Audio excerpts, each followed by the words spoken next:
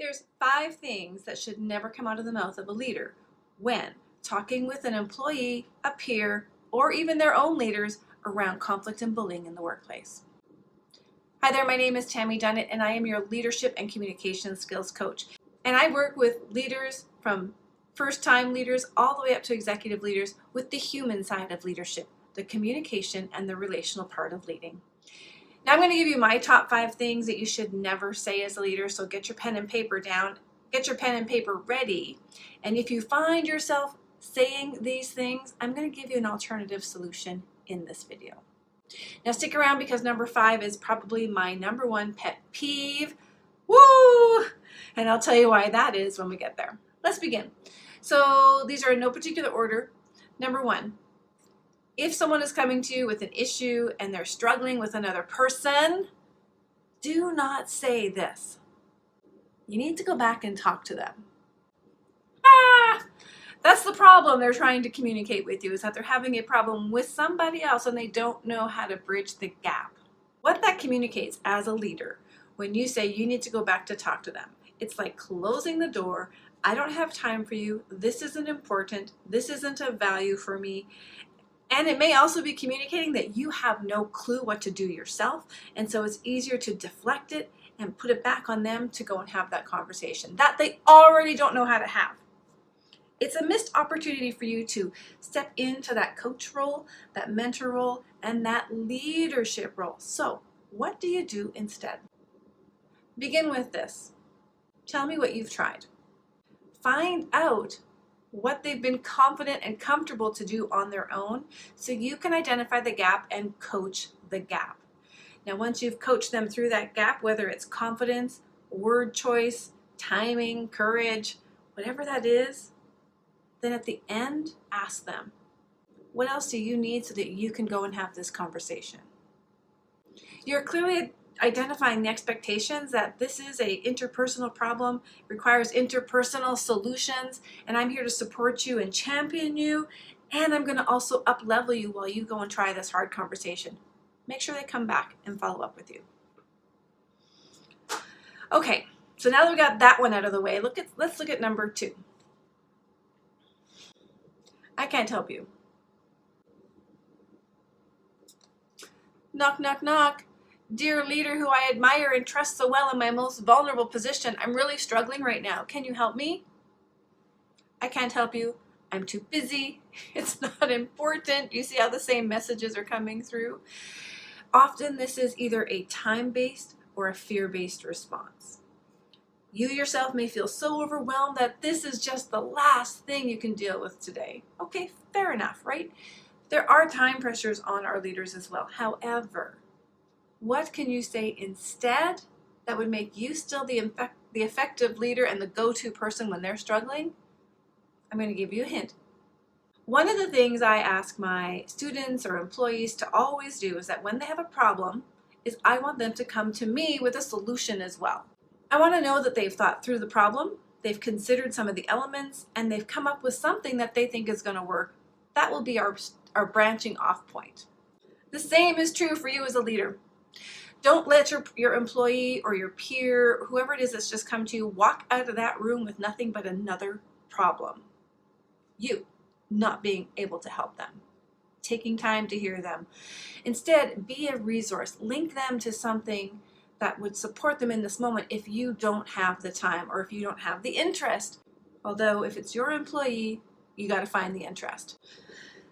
So instead of just saying, I can't help you, and letting them walk out of that door defeated and now not feeling that they can bring problems to you, be honest and say, this is maybe something I am not comfortable supporting you with. I want to connect you with this department, this person. And when you're done there, come back to me so that we can debrief it and make sure you have everything you need to go forward. Partner with. Problem, solution. Always leave them with a solution that they can access. Okay, number 3 is heard a lot in the workplace, and it is what someone believes to be the best advice that they're giving to another person, but really it's the worst advice. And I've done another video on the worst advice. You can watch that here. I'll put a link in the description below for you. So number 3, Things that should never come out of a leader's mouth when supporting another person through a challenging interpersonal relationship. Just ignore them. That's what I do. Just pretend it's not even happening. That is one of the fastest ways to lose your credibility as a resource and create a very untrusting and unsafe space for them. Just ignore it is one of the worst pieces of advice you can give, especially when they've come to you with a problem, because they can't ignore it. They've already been trying to deal with it in the manners in which they know best and have been unsuccessful. It is bothering them so much that they're willing to come and say to another person, I'm failing at this and I need resources. So when you tell them to just ignore it, they're going to stop coming to you. And as a leader, you do not want your people to stop coming to you. You need to know what's going on. And that is one of the ways you find out, is when people trust you with the concerns to help them navigate them. Okay, so now that we're never going to say just ignore it, what can you say instead?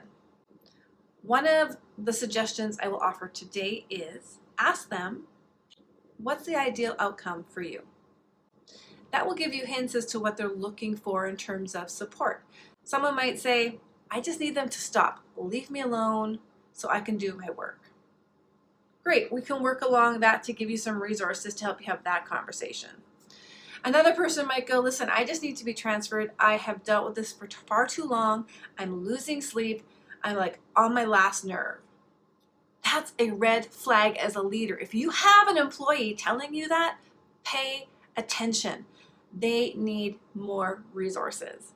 You may in fact need to relocate them if that's within your power for a temporary or a permanent solution, while still supporting them, because these problems will continue to come up. But in the moment, ask them, what's the ideal solution for you? That's going to help guide you through that conversation. Okay, number 4, things that should not come out of a leader's mouth. I don't have a problem with them. Whoa, psh. That is the fastest way to gaslight somebody and make them feel like they are wrong. Their interpretations could be not perceived as accurate. They now feel othered and not safe at all to be with you. Now, the first thing is, your relationship with this other party is of little to no significance to the person who's come to you and says, I'm struggling with them. Okay? Your relationship, I'm going to say it again, has little to no significance here. So do not bring it in. Instead, be with the person who's struggling and ask them, what do you see as the issue? And then coach them through it. Coach the problem, coach their skill set, coach their mindset, coach them through the problem so they can participate in being part of the solution. Now, before I get on to number 5, I just want to invite you to share your worst things in the comments below, and also consider the alternative. Provide a suggestion as to what people can do. I suspect some of this will come from your personal experience, and others will be just from best practice. Drop them all in there so we can learn together. Now, let's get on to number 5. I'm going to tell you first why this is my most disliked response to someone who's requesting help from you. It puts the onus on the person seeking help to do the work without any new resources, without any coaching, without any mentoring. And it's a heavy burden to place back on the person who's come to you to ask for help. So just what is this number 5? Here it is. You need to try harder to just get along with each other. You need to try harder. Now, as the person who has come to you for support, oh gracious leader, wise leader, I need your advice. You have some influence and power and knowledge here that I do not. And you say you need to just get along. You need to try harder. You haven't explored the pain, the stress, and the struggle that I've already gone through. There's no awareness on your part of what I have tried to do, how I have succeeded, where I have failed, where my gaps are. You're not interested in looking at my blind spots or my lack of skills or my strengthened skills. It really is the most diminishing answer you can say to somebody who's come to you for support. You need to try harder. Now, try harder is a very vague term. Without exploring what that person has already tried and done, they don't know what it is they need to be trying harder at. They're looking for that outside, external, third-party insight into the problem to help them step out of it so they can see it from another perspective. They're looking for your guidance, your insight, your wisdom, your mentoring, your coaching. And when you deny them of that and you put the onus back on them to go and try harder in a situation where they have already been perspiring massively, day to day, hanging on, white knuckling sometimes in the workplace, you've lost them. They will walk out of your office with a big F you in their heart. Thanks for nothing. So instead of saying, you need to try harder to get along, what can you say that maintains your position and integrity, and like they've come to you because they respect you enough to say, I'm struggling. Like, put yourself in that position. When was the last time you admitted to another person you were struggling and you needed help? That can be a very difficult thing for people to do, but here they are, standing in your office, asking you, begging you, please help me. Do not tell them to try harder. Instead, explore what they've done, what they would like to see happen, and what they need from you. My name is Tammy Dunnett, and I work with leaders and organizations to help them create relationships that drive results, improve productivity, and outcomes. So there's your 5 things that you should never say. I hope you took great notes, wrote down those alternatives, and you will commit to shifting some of those habitual patterns of response that maybe you've gotten into that are not supporting you as a leader, that actually are eroding your leadership influence. And you're going to start to implement those alternative sayings so you can be the leader you want to be. I know you didn't get into leadership for the money. You got into it to make a difference. So be the difference today. That's it. My name is Tammy Dunnett, your leadership and communication skills coach. I work with individuals and organizations to help upskill them so they can deal with the human side, the relational side of leadership with grace. Follow for more, subscribe, and if you need some support, note that there are some links below that you can access. Talk soon.